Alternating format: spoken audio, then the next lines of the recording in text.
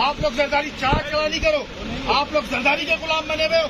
आप लोग पुलिस वाले पुलिस की ड्यूटी लो, आप लोग पढ़ाई गाड़ी कैसे रोक सकते हो? सरकार के गुलाम है, आपने गाड़ी कैसे रोकी थी? आपने मैं कह रहा हूँ मैं गाड़ी लेके जाऊंगा, मैं आपको बता रहा हूँ मैं गाड़ी लेके जाऊंगा, मोबाइल हटाए नहीं तो इसके ऊपर चलाऊंगा। इसके जवाबदार आप होंगे, दीन मोहम्मद जो है SHO जो भी आप लोग बदमाश हो। कौन हो आप लोग? नहीं क्यों नहीं जाएंगे? आप यहाँ से गाड़ी नहीं है, आप ड्राइवर का ड्राइवर बैठ गाड़ी चला सकते हैं। क्यों नहीं चला सकता? नहीं ये गुंडा कर दिया, ये गुंडा कर दिया, ड्राइवर नहीं चला सकता। क्यों नहीं चला सकता?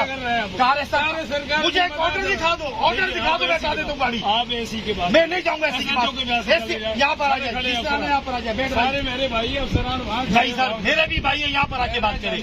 हम वहाँ नहीं जाएंगे, हमारी गाड़ी आपने गलत रोकी हुई है। आप MP हो, मैंने हो, आप वहाँ चले। भाई मैं क्यों चला जाऊँ? अफसरान के मैं क्यों चला जाऊँ? अफसरान होंगे, मैं ग्रेड